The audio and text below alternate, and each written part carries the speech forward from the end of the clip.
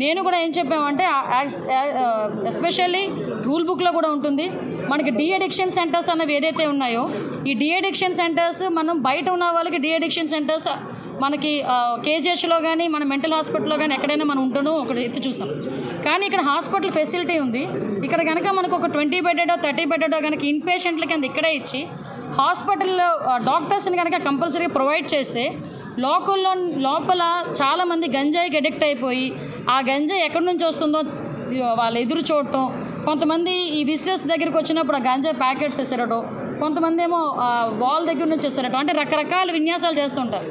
అలాంటివన్నీ అరికట్టాలి అనుకుంటే లోపలే ఒక addiction centre, de addiction centre అన్నది డెఫినెట్గా మనం ఒకటి రన్ చేసుకుంటే బాగుంటుందనే ప్రతిపాదన కూడా ఉంది. దీన్ని కూడా మనం ఒకసారి లీగల్గా అడ్వైస్ తీసుకొని అది ఎలా చేస్తే బాగుంటుందని దాని మీద కూడా దృష్టి పెట్టడం జరుగుతుంది.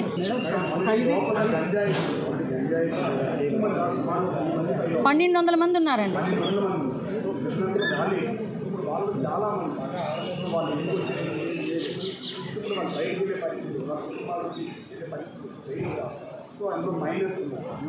ఇందులోని యాక్చువల్గా అక్కడ ప్రాబ్లం లేదండి. అదే మీకు ఒక విషయం చెప్తానండి.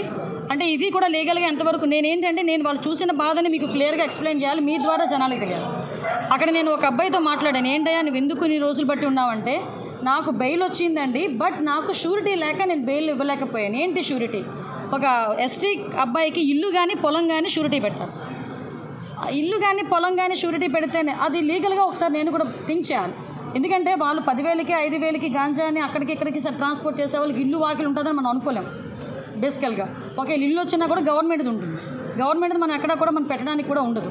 సో అసలు లీగల్గా అసలు ఏం జరుగుతుంది నాకేదో పెద్ద క్వశ్చన్ బ్యాంక్ అయింది నాకు లోపలికి వెళ్ళి బయటకు వచ్చేసరికి. డెఫినెట్గా నేనైతే నోట్ చేసుకున్నా.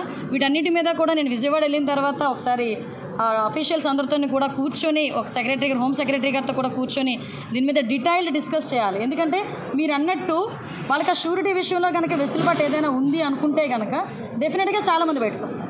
నేను మళ్ళీ చెప్పాను, బయటకు వచ్చిన తర్వాత మళ్ళీ ఇదే రిపీట్ చేస్తే కనుక మిమ్మల్ని ఎవరో రక్షించే పరిస్థితి లేదు. నిజంగా తప్పు చేయకుండా లోపలికి వెళ్ళారంటే వాళ్ళు ఎట్టి పరిస్థితుల్లోనే మనం టాలరేట్ చేయకూడదు, వాళ్ళకి ఏదో రకంగా జరగాలి.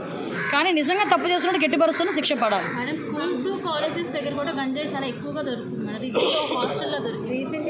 మీరు హాస్టల్ అంటున్నారండి. నా పక్క కాన్స్టిట్యున్సీ తున్లో ఈరోజు ఒక అతను నాతో చెవిలో చెప్తున్నాడు, 7 సంవత్సరాల పిల్లోడు గాంజా తీసుకొని రోజు ఇంటికి వెళ్ళేటప్పుడు ఒక ఆర్ఫాన్ అబ్బాయి వాళ్ళ కేర్ టేక్ తీసుకున్న వాళ్ళు చూపించి వాళ్ళ పేర్లు బయటకు చెప్పకుండా జస్ట్ నాకు ఒక మెసేజ్ ఫార్వర్డ్ చేసి 7 సంవత్సరాల కుర్రోడు గాంజాయి వాళ్ళు ఎలా మాట్లాడుతున్నారు తెలుసా అండి? కొంతమంది పిల్లలతో మాట్లాడుతుంటే భయం వేస్తుంది, నిజంగా లిటరల్లీ భయం వేస్తుంది. నేను డే ఫస్ట్ నుంచి గాంజాని అరికట్టాలంటే ఇలాంటి వాళ్ళని తీసుకొచ్చి మనం ఎంతమందిని 2,000 మందిని కాదు 20,000 మందిని అరెస్ట్ చేసినా కూడా గాంజా అరికట్టలేం. మనం గాంజాని అరికట్టాలి అంటే ఫస్ట్ థింగ్ ట్రాన్స్పోర్టేషన్ బంద్ చేయాలి. సెకండ్ థింగ్ ఎవడైతే మెయిన్ వెండర్ ఉన్నాడో వాడిని పట్టుకోవాలి. అసలు ముఖ్యంగా ఏమంటానంటే ఎవడైనా పట్టుకున్న తర్వాత కూడా బై డిఫాల్ట్ బెయిల్స్ వస్తున్నాయి. చాలామందికి ఏంటంటే 180 రోజుల్లో కనుక ఛార్జ్ షీట్ వేయకపోతే పోలీస్ డిపార్ట్మెంట్ వాళ్ళు డిఫాల్ట్ బెయిల్ వచ్చేస్తుంది వాళ్ళకి. వాడు బయటికి వెళ్ళి ఏం చేస్తాడు, దర్జాగా అదే పని మళ్ళీ చేస్తున్నాడు. ఈసారి మేమేం చెప్పాలంటే డెఫినెట్గా మేము లీగల్ వాళ్ళతో కూడా మాట్లాడి డిఫాల్ట్ బెయిల్ మీద ఎవరైతే తిరుగుతున్నారో వాళ్ళందరినీ కూడా రీకాల్ చేయాలి, వాళ్ళు అసలు వాళ్ళని ఎంక్వైరీ చేయాలి. సో ఇలాంటి సిచ్యువేషన్స్ అన్ని కొన్ని మేమైతే ప్లాన్ ఆఫ్ యాక్షన్లో పెట్టుకున్నామంటే డెఫినెట్గా చేస్తాం.